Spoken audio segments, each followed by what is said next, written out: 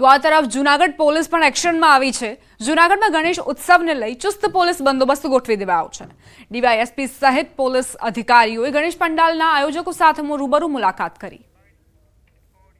આવી દુષ્ટ પ્રવૃત્તિ, દુષ્ટ માનસિકતા સાબિત કરીને એક ખૂબ જ વખોડવાજનક કૃત્ય જે છે એ જેણે પણ કર્યું હોય એની હારે કોઈ સમાજ, કોઈ ધર્મ, કોઈ સંપ્રદાયને લેવા દેવા નથી, પરંતુ આ જે કર્યું છે ખૂબ ખરાબ છે। ભવિષ્યમાં આવું કોઈ પણ કૃત્ય ન થાય તે ઈચ્છનીય છે। અને બીજું કે સરકારશ્રી દ્વારા તેમાં ત્વરિત પગલાં લેવામાં આવ્યા છે તે પણ આવકારદાયક છે। સુરતમાં જો ઘટના બની અમને બહુ દુઃખ થયું છે ને એમાં જો કોઈ બી લુખા તત્વ હોય એને મોટામાં મોટી સજા મળે એવી અમને આનંદ થાય કે કોઈ બી ક્યાંય ઠેકાણે બી આવા લુખા તત્વો ક્યાંય બી હોય તો પોલીસ ખાતાને ફોન કરીને તાત્કાલિક પકડાવો। અમારે સુખના ચોકમાં જૂનાગઢમાં અમન તમને શાંતિ જોઈ। અમારે કાયમ શાંતિ અને એકતાથી બધું રહ્યું છે અને કોઈ દી કોઈ બનાવ બનેલ નથી। વન ટ્રી પ્રોજેક્ટ સાથે જોડાયા છે પર્યાવરણવિદ પ્રસિદ્ધિ વન ફાઉન્ડેશનના સ્થાપક 11 વર્ષીય પ્રસિદ્ધિ સિંઘ।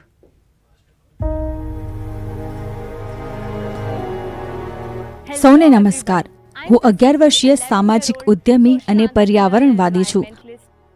હું પ્રસિદ્ધિ વન ફાઉન્ડેશન અને ગ્રીન પિલરની સ્થાપક છું।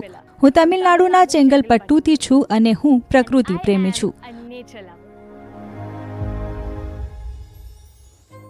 હું હંમેશા પ્રકૃતિથી પ્રેરિત થઈને પાંદડાઓના ગડગડાટ, મધમાખીઓના ગુંજરાવ અને બીજના ફફડાટની પ્રશંસા કરું છું।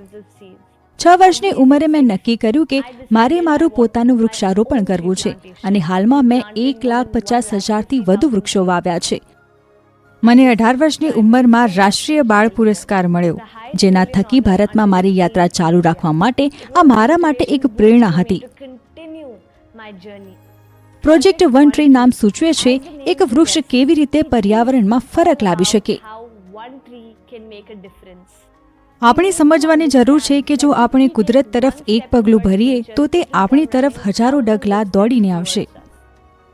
યોગ્ય માટી, યોગ્ય બીજ, યોગ્ય વાતાવરણ બધું જ મહત્વપૂર્ણ છે, પરંતુ સૌથી મહત્વપૂર્ણ છે વૃક્ષ માટે પ્રેમ, કરુણા અને આરાધના। આપણે એક વૃક્ષ વાવીએ કે 100 વૃક્ષો, આપણી સફર પર્યાવરણને લઈને અઘરી તો છે જ, પરંતુ આપણું શીખવાનું મૂલ્ય વધવાનું છે। યુવાનો તરીકે આપણી પાસે જે ઉત્સાહ છે, આપણી પાસે સાહસ શક્તિ છે, આપણી પાસે જે સર્જનાત્મકતા છે, જો આપણે આ શક્તિઓને આપણી પૃથ્વીના ભલા માટે ઉપયોગ કરીએ તો તેનો પર્યાવરણ પર અદ્ભુત પ્રભાવ રહેશે। દરેક ખડકને આપણે બચાવી શકીએ છીએ અને તેનાથી પર્યાવરણને ફાયદો થાય છે। પ્રોજેક્ટ વન ટ્રી ભારતના સમુદાયને પુનર્જીવિત કરવામાં ચોક્કસપણે સારી ભૂમિકા ભજવશે।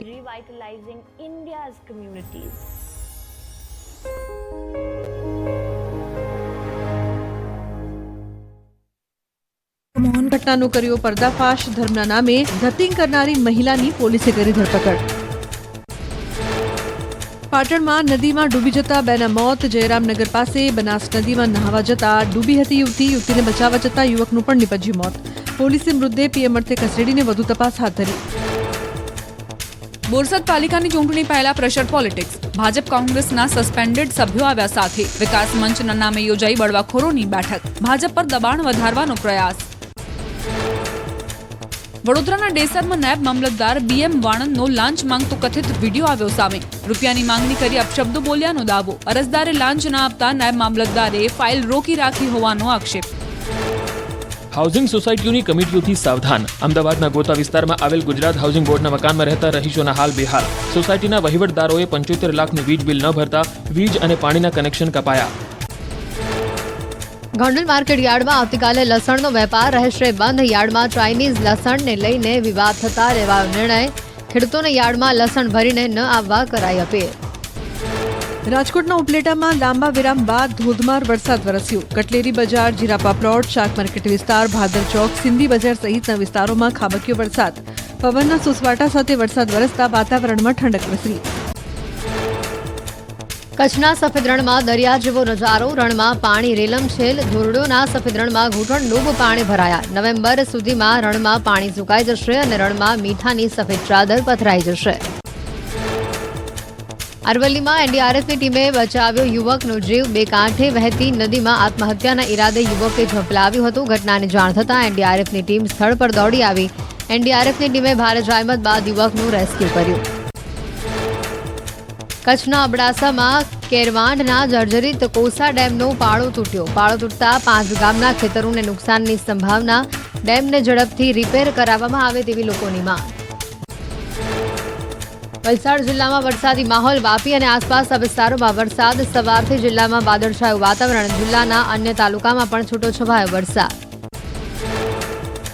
સુરતના માંડવીમાં વરસાદ. લાંબા વિરામ બાદ વરસાદ વરસતા વાતાવરણમાં પ્રસરી ઠંડક. કાછાબોરી, નોગામાં અરેઠ, ઝાબ, ગોળસંબા સહિતના ગામોમાં વરસાદ. મહેસાણાના ધરોઈ ડેમમાં 71.13% જળસંગ્રહ. હાલ ડેમની જળસપાટી 614.3 ફૂટની. મહેસાણા, પાટણ, બનાસકાંઠામાં કુલ 10 શહેરો અને 1007 ગામોને આ ડેમમાંથી મળી રહે છે પાણી. અમરેલીમાં વધુ એક જળાશય 100% ભરાયું. ખાંભાના મોટા બારમણ નજીક આવેલ રાયડી ડેમ થયો ઓવરફ્લો. ડેમનો એક દરવાજો ખોલાતા 3 તાલુકાના 5 ગામોને સાવચેત રહેવા સૂચના અપાઈ. મહીસાગરના ગોઠીપ ગામનું તળાવ ઓવરફ્લો થતા રસ્તા થયા પાણી જ પાણી. વડા તળાવ ઓવરફ્લો થતા કુબેર ઇન્ડોરે નિરીક્ષણ હાથ ધર્યું. જેસીબીની મદદથી તંત્રે પાણીના નિકાલની કામગીરી હાથ ધરી. રાજસ્થાનમાં ભરતપુરમાં પણ અવિરત વરસાદ. સતત વરસી રહેલા વરસાદથી નદીઓ બે કાંઠે વહેતી થઈ. પાણીના ધસમસતા પ્રવાહમાં રસ્તો ધોવાતા 4 ગામો સંપર્ક વિહોણા. રાજસ્થાનના અજમેરમાં મેઘાની તોફાની બેટિંગ. અવિરત વરસાદથી આના સાગર તળાવ ઓવરફ્લો થયું. તળાવમાંથી પાણી બહાર આવી રસ્તા ઉપર વહેતું થતા લોકો અટવાયા. જળબંબાકારની સ્થિતિનો વિડીયો સામે આવ્યો. રાજસ્થાનના માઉન્ટ આબુમાં મેઘો ધોધમાર વરસ્યો. ભારે વરસાદથી ઝરણા વહેતા થયા. આહલાદક વાતાવરણ વચ્ચે મોટી સંખ્યામાં ઉમટ્યા પ્રવાસીઓ. રાજસ્થાનના અજમેરમાં વરસાદ બાદ અનેક વિસ્તારોમાં પાણી ભરાયા. સોસાયટીઓ અને રસ્તામાં વરસાદી પાણી ભરાતા પહોંચી લોકોને હાલાકી. પાણીનો નિકાલ ન થતા જનજીવનને અસર. અજમેરમાં ભારે વરસાદ બાદ પઈ સાગર તળાવ અને અનાસાગર તળાવમાંથી છોડાયું પાણી. બ્રહ્મપુરી કોલોનીની આસપાસ ભરાયા પાણી અને ઘરોમાં પણ પાણી ભરાઈ જતા લોકોને પરેશાની. મેઘરાજાએ હવે છત્તીસગઢનો વારો પાડ્યો. ધોધમાર વરસાદ થતા અનેક વિસ્તારોમાં જળબંબાકાર. બીજાપુર, સુકમા, દંતેવાડામાં કોઝવે થયો પાણીમાં ગરકા. છત્તીસગઢમાં વીજળી પડવાથી 9 લોકોના મોત. અવિરત વરસાદ થતા નદીઓમાં પૂરની સ્થિતિ સર્જાઈ. હવામાન વિભાગે છત્તીસગઢના 18 જિલ્લામાં જાહેર કર્યું વરસાદનું ઓરેન્જ એલર્ટ. પટનામાં શાળાની અંદર ભરાઈ ગયા પાણી. ક્લાસરૂમમાં પાણી ફરી વળતા બાળકોએ બેસીને ભણવા મજબૂર થયા. સમસ્યાના નિરાકરણ માટે કરાઈ માંગ. ઉત્તરાખંડના બાગેશ્વરમાં લેન્ડસ્લાઇડ. કપકોટ, ગરમી અને બદિયાકોટને જોડતો માર્ગ પર ભેખડ ધસી પડી. સતત વરસાદથી વધી લોકોની સમસ્યા. આવતીકાલે અરવલ્લી, મહીસાગર, દાહોદ, પંચમહાલ, છોટાઉદેપુર, નર્મદામાં વરસાદની આગાહી. નમસ્કાર, આપ જોઈ રહ્યા છો ગુજરાતની number 1 news channel news 18 Gujarati. આપણું ગુજરાત સાથે હું છું સિદ્ધાર્થ ધોળકિયા. મહત્વના સમાચારથી શરૂઆત. સુરત ગણેશ પંડાલમાં પથ્થરમારા મુદ્દે 28 લોકોની ધરપકડ. સૈયદપુરાની ગેરકાયદે મિલકતો પર દાદાનું બુલડોઝર ફર્યું. સુરતના સૈયદપુરામાં વરિયાવીચા રાજા તરીકે ઓળખાતી ગણેશ પ્રતિમા પર 6 મુસ્લિમ કિશોરોએ પથ્થરમારો કરી તંગદિલી સર્જી. રાત્રે 9 વાગ્યા બાદ રિક્ષામાં આવી પથ્થરમારો કર્યો. આ મામલે અત્યાર સુધીમાં 28 લોકોની ધરપકડ કરવામાં આવી. કુલ 3 ગુના દાખલ કરવામાં આવ્યા. તપાસમાં ખુલાસો થયો છે કે પંડાલના 1.5 કિલોમીટર નજીક જ આખું ષડયંત્ર રચાયું. પથ્થરમારામાં 12 થી 13 વર્ષના બાળકોનો ઉપયોગ કરાયો. બાળકોએ રિક્ષામાં આવીને કર્યો હતો પથ્થરમારો. પથ્થરમારા બાદ 25 લોકોએ કર્યો હતો હંગામો. બારીઓ અને બાલ્કનીમાંથી પથ્થરમારો કરવામાં આવ્યો. જમ્મુ કાશ્મીરની મોડસ ઓપરેન્ડી જેવી એમઓ સુરતમાં પણ જોવા મળી છે. પથ્થરમારા બાદ ઘરને તાળા મારી બચાવવાનો પ્રયાસ કર્યો. અનેક લોકો પોતાના ઘરમાં લોક લગાડી ઘરની અંદર જ છુપાઈ ગયા. જોકે પોલીસે તાળા તોડીને આરોપીને દબોચી લીધા. બરાબરનો સબક શીખડાવ્યો. આરોપીઓને એવી સરભરા કરી કે આસ્થાના દુશ્મનોને